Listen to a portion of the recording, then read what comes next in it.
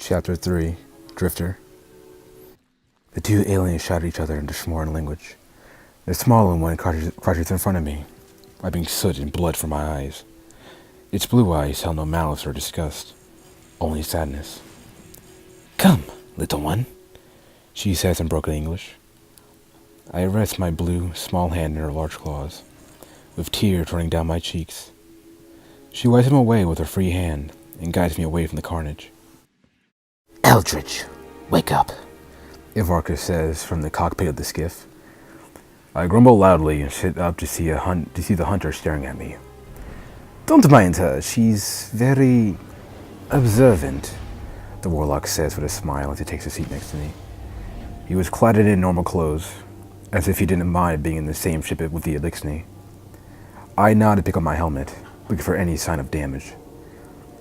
"I don't believe I asked for your name," I say, closing my eyes to drink in the sound of the ship's engine. "Kiltereth, and that's Rosfor," he says, pointing to himself and the girl in turn. "An Exo, huh? Last time we saw one was..." Echo trails off and looks down, casting a blue light on the metallic floor. "How do you know Cade?" he asks. I lay down and used my hands as a headrest. It was a long time ago, back when the tower wasn't destroyed and Eris Morn was still around. I laugh to myself when the thought of her arises. But my smile disappears and I'm left with the haunting memory of the sword logic, the highest religion and philosophy. "How come I never seen you before?" I shrug and pick up my hand cannon, my masterpiece. I spend most of my time in the Crucible, under a different name and with different armor, I say, taking up 4 large bullets from the chamber. "Nice weapon. Where'd you get it?" he asks, but I remain silent, eyeing the sun on both sides of the barrel that slowly spiraled towards the chamber. "I made it. She's my pride and joy. Made from the armors of..." Painful memories shoot in my mind, far more deadly than any gunshot or stab wound. "Are you okay? I'm sorry if I brought up any sour memories," he says, but I shake my head. "It's all right. The gun is made from the armor of an Elixni named Rikta, the Awoken Mother. She took care of me when I became an infant." I sigh and spin the revolver on my index finger, catching the etched metal grip and aimed it at Kota. "May I hold it?" he asks, trying not to provoke me again.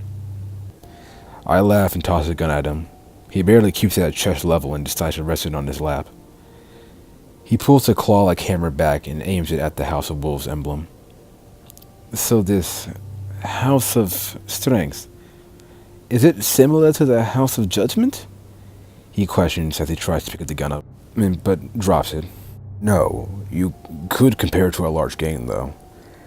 I try to teach the Elixni to tolerate Guardians, though some of them are arguing against my ideals," I reply, picking up the gun with ease and spinning it back into its holster. "You know something, Eldritch? You act like a hunter, but with the body of a titan. And if I were a betting man, I'd say you have a way with philosophy," he says with a certain glint in his eyes, as if he's found a rare species. I wouldn't blame him. People like me are quite rare. "Not necessarily. I just had a lot of time on my hands as a kid," I say as I get up the stretch, the hunter's eyes watching us with their piercing white glow. "Sorry to ruin your conversation, Kel, but we're passing Earth now," Rivik says as he crawls from a hatch in the ceiling. "Good. Take us to the tower immediately," I say, and he bows. "How are we gonna get close? As soon as we get in transmatter range, this ship's gonna get shot down," the warlock questions. "Don't worry about it. I have a few tricks up my sleeve." "Echo, activate stealth protocol," I say, and she flies to the cockpit. I'm teleported to the ship pad at the tower, directly in front of the great machine. "Take Zavala Kate's body. There's someone I gotta see." I say to two of them as I walk towards the marketplace. I dropped from the stairs and landed in the tree to break my fall. It felt weird being anywhere close to the traveler or other people. Normal people don't sit in trees, Eldritch, Echo says, and I drop down. My bad, it's been a while since I've been around normal people, Echo. I say, walking down the hallway and more stairs until I reach a sketchy alleyway. I go under the metal gate to see an old friend on the other side.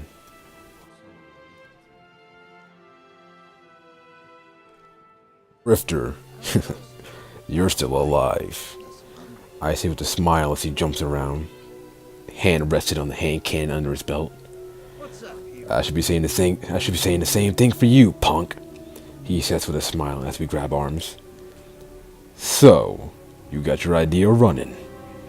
How many motes do you have? I ask and he chuckles. Not enough, but we're making progress. Heard anything interesting lately? I ask and he gives me a smug look. Maybe. Depends on your definition, he says, crossing his arms. News about the Renegade and the Dredgens would be nice, Echo says, and he thinks to himself. He digs into his stuff and pulls out a thorn bullet. A warlock waltzed in here and gave it to me, with the last word hanging from his hip as well.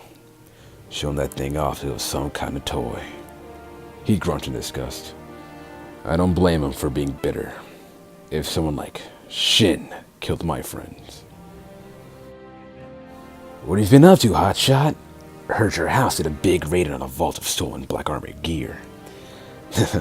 That's some balls, he says after being quiet for a while, probably remembering his old crew. Wasn't my idea. It was my Baron's. He smiles and tosses the thorn bullet to me. Weapons of sorrow might be coming back, kid. Protect your light, he says, more serious than usual. We'll see. So, what's going on, guys? Thank you for watching. I know my voice acting is getting worse, but this one was kind of special for me because Drifter is my favorite character in the entire game, so I really wanted to make it, good, because he was going to be in this part, and I know he was going to be in this part, so, yeah, I'm sorry if I hurt your ears with my god status, voice acting, but other than that, man, I'm going to try to get better at this, because I love doing stories, as I've stated in my first video, and I don't want to quit doing this, man. This is fun for me. I understand if you guys don't like it because it's not really my usual content, but it's really fun for me to do this and to practice doing storytelling and actually figure out how to do voice acting. So I don't know, man. I'll get better. But thanks for watching, and see ya.